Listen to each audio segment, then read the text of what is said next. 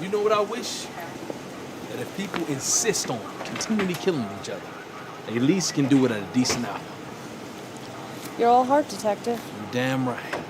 All right, I'm gonna take a wild guess at this. This guy suffers from a long history of mental illness, right? As a matter of fact, less than 2 hours ago, Drake's former therapist, Marilyn Jennings, she was found carved up like a Thanksgiving turkey. God. He was a popular actor and rapper. You might have seen him on your TV screen in shows like Wu-Tang and American Saga or Barbershop: The Next Cut. But on January 7, 2023, Robert Creighton Jr. made headlines for something very terrifying. High Point police said 45-year-old Robert Creighton shot and killed his wife and 3 of his children before turning the gun on himself. Now, we just learned that the 18-year-old and 16-year-old that died went to Ragsdale High School. The 10-year-old went to Union Hill Elementary. This tragedy is rippling through the entire community. In fact, I almost had goosebumps hearing this. It was 7 a.m. on a Saturday morning in High Point, North Carolina. A 22-year-old man woke up to a gun pointed at his head. His own father stood over him, ready to pull the trigger. In that split second, he made a choice that saved his life. He grabbed the weapon and pulled out the magazine. Then he ran. He and another person burst out of the house, screaming. They pounded on neighbors' doors, begging for help. Their voices got very loud. "Someone's trying to kill us," they shouted. "Please, call the police." There's someone knocking up in front of my house saying someone tried to kill them. Within minutes, officers arrived at the home on Mossy Meadow Drive. They forced open the door and stepped inside. But by the time police entered, it was already too late. 5 people lay dead. Can you imagine this? I mean, this sounds really crazy. Welcome to Crazy Dark Files. Right now, there are thousands of families living with loved ones who are struggling in silence, completely unaware of how serious the situation has become. If you want to help spread awareness about the warning signs that could save innocent lives, then please like this video, share it, and subscribe to this channel. Your action now could help protect another family who might be in danger. This story takes us to High Point, North Carolina. This is a peaceful city known for its friendly neighborhoods and close-knit communities. Near Oak Hollow Lake, families live in quiet homes where children play outside and neighbors know each other by name. It's the kind of place where people feel safe. In one of these neighborhoods lived the Creighton family. Robert Creighton Jr. was 45 years old. His wife Athalia was 46. Together they had 3 children: Cassine, who was 18, a 16-year-old, and a 10-year-old. To anyone who knew them, they seemed like a normal family. Athalia was a Jamaican-American woman who grew up in Miami and South Carolina. Friends and family called her Art. She was remembered as someone who brought light into every room she entered. Her family's roots stretched from Kingston, Jamaica, to North Carolina. To the outside world, Robert Creighton was a devoted father, a talented entertainer, and a respected member of his community. People saw him as someone who cared about his family and his work. But behind closed doors, things were not what they seemed. And on January 7, 2023, everything would come crashing down in unimaginable horror. Robert Jeffrey Creighton Jr. was born on March 29, 1977 in Brooklyn, New York. From a young age, he loved to make people laugh. He was the class clown, always cracking jokes and doing impressions. His teachers let him get away with it because he was funny and his grades were good. His classmates voted him most likely to be an actor and on TV.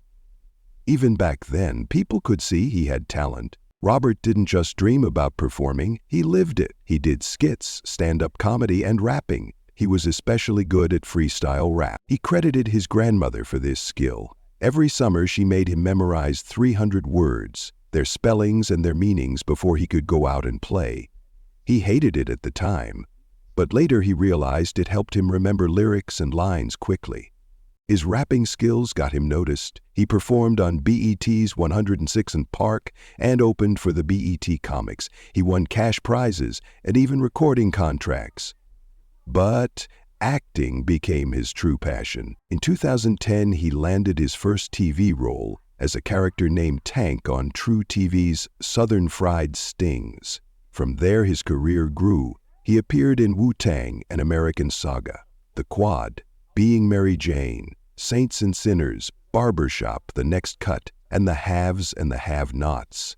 He loved the horror genre most of all. He said it fascinated him since childhood, which is why many of his films were horror movies. In High Point, North Carolina, Robert was a familiar face at the YMCA on Hartley Drive. People there knew him as RC or Rob. At 6 feet 3 inches tall, with a strong build, he was hard to miss. He played pickup basketball games during lunch breaks. He often brought his children with him. They would play on an empty court while he played with the other men. One friend remembered him fondly. He loved his wife and children, the friend said. Even when he traveled for work, he missed them. If he was hanging with them, he would cut our talks short just so he could spend time with them. But Robert's life wasn't as picture-perfect as it seemed. Athena Creighton was 46 years old. She was a Jamaican-American woman whose family came from Kingston, Jamaica. She grew up in Miami and South Carolina, but her life took her to many places. She lived in South Korea, Pennsylvania, and eventually settled in North Carolina with her family. Friends and family described her as a light to everyone she met. She had a warmth that made people feel welcome and loved. Her family said her legacy stretched from the shores of Jamaica all the way to the campus of NCANT. She was a woman who touched lives wherever she went. Robert and Athelia had 3 children together. Their oldest was Cassine. He was 18 years old and a student at Ragsdale High School. He was on the edge of adulthood, ready to step into the world and build his own future.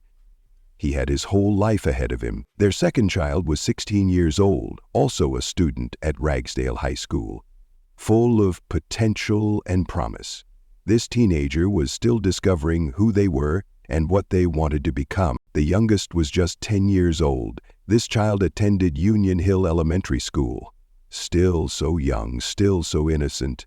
A kid who should have had years of laughter, learning, and growing up ahead. Robert often brought his children to the YMCA while he played basketball.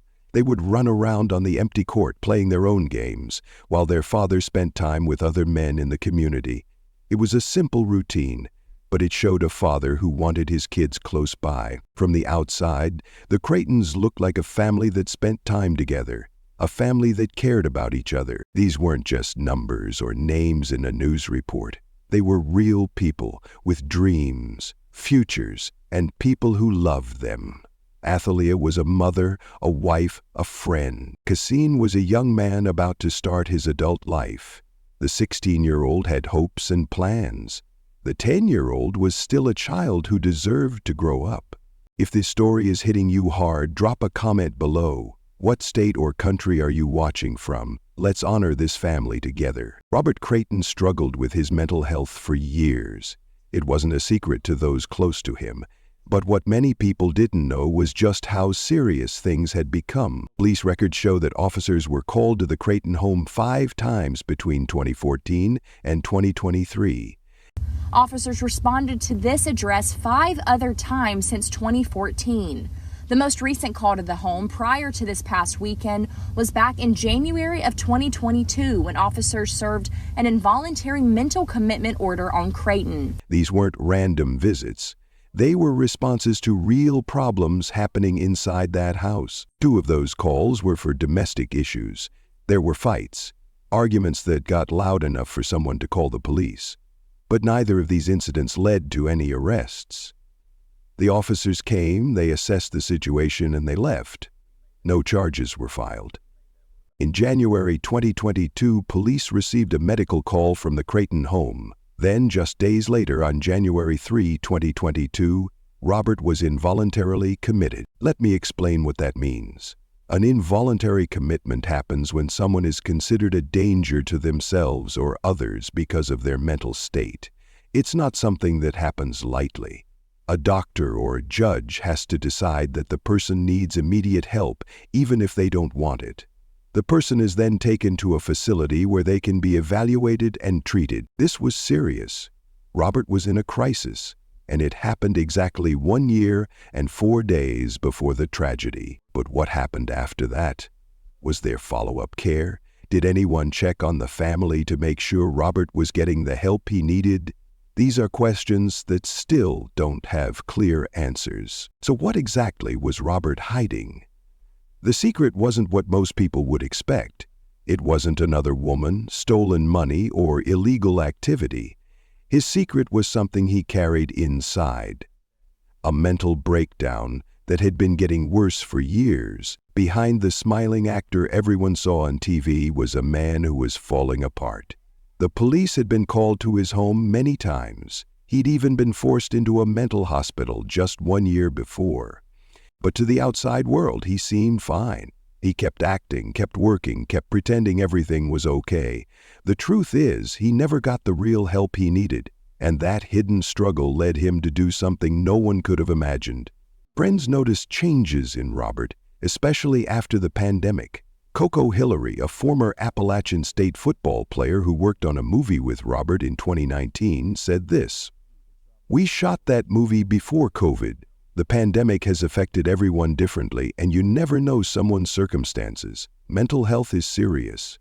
Those words carry weight. The pandemic changed life for millions of people. Isolation, fear, financial stress. It all took a toll. For someone already struggling, it could have made things much worse. So why wasn't more done? Why were there no arrests after the domestic calls? Why wasn't there a system in place to check on Robert after his involuntary commitment? These are the gaps that failed the Creighton family. Police had been to that house 5 times, 5 opportunities to see that something was wrong, 5 chances to connect the family with resources that might have helped. But each time, the situation was handled in the moment, and then everyone moved on. It's easy to look back now and see the warning signs. The domestic calls, the medical emergency, the involuntary commitment. They were all there, documented and recorded. But at the time, no one put the pieces together, or if they did, there wasn't enough power to intervene in a meaningful way. Neighbors had no idea what was happening inside that house. To them, the Creightons were just another family in the neighborhood. But the signs were there, ignored, overlooked, or simply not enough to stop what was coming. Robert Creighton was a man who needed help. His family needed protection. But the system that was supposed to catch people before they fell through the cracks didn't work, and the cost of that failure would be unimaginable. January 7, 2023, started like any other Saturday morning in High Point, North Carolina. The sun was just coming up. Most people were still asleep. But at 7:05 a.m., that peace was shattered. 2 people burst out of a house on Mossy Meadow Drive. They were screaming for help. They ran from door to door, pounding on their neighbors' homes. They rang doorbells frantically. Their voices were filled with terror. "Please help us," they shouted. "Someone's trying to kill us." One neighbor later described what they heard. The man said it was his father. He woke up, and there was a gun to his head. There's someone knocking up in front of my house saying someone tried to kill them. Chilling 911 calls rang in from neighbors who tried to help the 2 adults that were able to escape the home. The man is saying that it was his father. He said he's sure that he still has the gun. Think about that for a moment. You open your eyes, and the first thing you see is a gun barrel pointed at your face. Your own father is holding it. But this 22-year-old man didn't freeze. He acted. In a split second, he reached out and pulled the magazine from the gun. Then he ran. A 25-year-old acquaintance who was also in the house ran with him. They escaped with their lives. Police received the call just after 7 a.m. Officers rushed to the scene. When they arrived, they found the 2 survivors outside, shaken and desperate. The survivors pointed them toward the house at 2734 Mossy Meadow Drive. The officers approached the door. It was locked. They had no choice but to force their way inside. What they found was a scene of horror. 5 people were dead. All of them had been shot. Thalia A. Creighton, 46 years old, was gone. Casson Creighton, 18 years old, was gone. The 16-year-old child was gone. The 10-year-old child was gone. And Robert J. Creighton Jr., 45 years old, was also dead. He had turned the gun on himself. The officers stood in that house trying to process what they were seeing. This wasn't just a crime scene, it was a family destroyed in a matter of minutes. Captain Matt Truitt with the High Point Police Department spoke to the media later. He said his team was working around the clock to understand what happened, but even for experienced officers, this was almost too much to take in. I've been in law enforcement a little over 18 years now, and I've never seen anything of this magnitude in the city of High Point, Truitt said. Chief Travis Stroud echoed those words at a press conference on Monday. In my 27 pushing on 28 years at this police department, I've never seen anything like this before. These were men who had seen terrible things in their careers, but this was different. This was a father who killed his own wife and children before taking his own life. It was a level of violence and tragedy that shook even the most seasoned officers. The house on Mossy Meadow Drive became a place of grief, a place where a family once lived, laughed, and made memories. Now it was the site of unspeakable loss. Natalia would never smile again. Casson would never graduate or start his adult life. The 16-year-old would never reach their dreams. The 10-year-old would never grow up. And Robert, a man who once brought joy to others through his acting and his work with kids, had become the person who ended it all. The question everyone was asking, why? What could drive a man to do this to his own family? After the bodies were discovered, investigators began trying to piece together what led to this tragedy. They searched for a motive. They looked for answers. But what they found was frustrating. There was no clear reason why Robert Creighton did what he did. Lieutenant Patrick Welch spoke to the press about the investigation. He was honest about the limits of what they could uncover. "We may never know why," he said. "What goes through the hearts and minds of a person that would do this sometimes dies with them. That's the hard truth. Robert took his own life, and with it he took the answers. No note was found. No explanation was left behind." The people who survived couldn't tell investigators what was going through his mind in those final moments. But investigators did look at possible factors that might have contributed. First, there was Robert's severe mental illness. He had been involuntarily committed just 1 year before the tragedy. That alone shows how serious his condition was. But the question remains, was he getting treatment after that? Was anyone checking on him? The records don't give us those answers. Second, there was the pandemic. COVID-19 changed the world. People lost jobs. Families were stuck at home together for months. Isolation took a toll on everyone, but especially on people who were already struggling. Friends of Robert mentioned that the pandemic affected him. Stress and isolation can make existing problems much worse. Third, there were the domestic issues. Police had been called to the Creighton home twice before for fights. These weren't arrests, but they were signs that things weren't always peaceful in that house. What were those fights about? Were they getting worse over time? We don't know. Investigators also had to consider the two survivors. A 22-year-old family member and a 25-year-old acquaintance escaped that morning. They woke up to violence and ran for their lives. What did they see? What did they hear? Out of respect for their privacy and trauma, those details have not been made public. But their survival is a reminder of how close this tragedy came to being even worse. The community was left in shock. Neighbors couldn't believe what had happened. One neighbor told reporters, "I was in complete shock because I'm like, what? In my neighborhood? You know, it's really quiet. You don't really think that would happen, and to hear that happening in my neighborhood is really crazy." That's the thing about tragedies like this. They don't happen in places we expect. They happen in quiet neighborhoods. They happen to families that seem normal from the outside. And when they do, they leave everyone asking the same question. How did we miss this? The investigation is still ongoing. Police say there is no threat to the community. But the bigger questions remain unanswered. Could this have been prevented? Were there missed opportunities to step in and help? And what can we learn from this so it doesn't happen again? What do you think really happened here? Was this preventable? Drop your thoughts in the comments. I read every single one. The tragedy didn't just affect one family. It sent shockwaves through the entire community. Guilford County Schools released a statement on Monday, January 9. They confirmed that 3 students had been lost, an 18-year-old and a 16-year-old who attended Ragsdale High School and a 10-year-old who attended Union Hill Elementary School. The district said they were heartbroken and that their thoughts were with the family. Crisis teams were sent to both schools. Counselors were available throughout the week to help students and staff process what had happened. Teachers had to find ways to comfort children who were grieving and confused. How do you explain something like this to a classroom full of kids? Athalia's family released a statement honoring her and the children.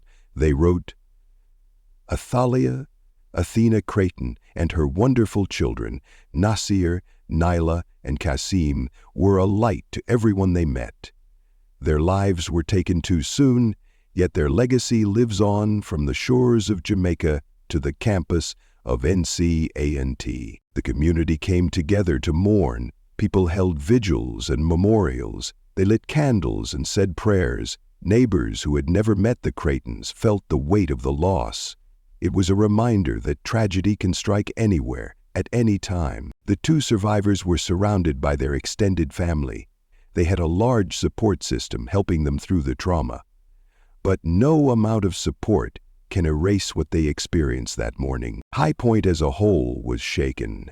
This wasn't just a news story. It was a wound that would take a long time to heal. Parents held their children a little tighter. People checked on their neighbors more often, and everyone was left wondering how something so terrible could happen in their city. So what can we learn from this tragedy? How do we prevent something like this from happening again? First, we need better access to care for people who are struggling. Robert was involuntarily committed in January 2022, but what happened after that? Was there follow-up? Were there check-ins to make sure he was getting help? There needs to be a system in place that doesn't just respond to a crisis and then walk away. Second, law enforcement and care providers need to work together. When police respond to calls involving someone in distress, there should be trained professionals who can step in and connect families with the help they need. Third, we need to talk more openly about these issues. Too many people suffer in silence because they're afraid of judgment. We need to reduce that shame and make it easier for people to ask for help. This is a story with no easy answers. It's a story of loss, pain, and questions that may never be fully answered. Athena Creighton was a light to everyone she met. She was a mother, a wife, and a friend. Her life mattered. Kasim Creighton was 18 years old, standing at the edge of adulthood with his whole future ahead of him. His life mattered. The 16-year-old was full of potential, still discovering who they were meant to be. Their life mattered. The 10-year-old was just a child, innocent and full of life. Their life mattered. And Robert was a man who brought joy to others through his acting and his work with young people. He was a father who loved his children, but he was also a man who struggled deeply. His illness consumed him, and in the end it destroyed everything. We may never fully understand what happened inside that house on January 7, 2023.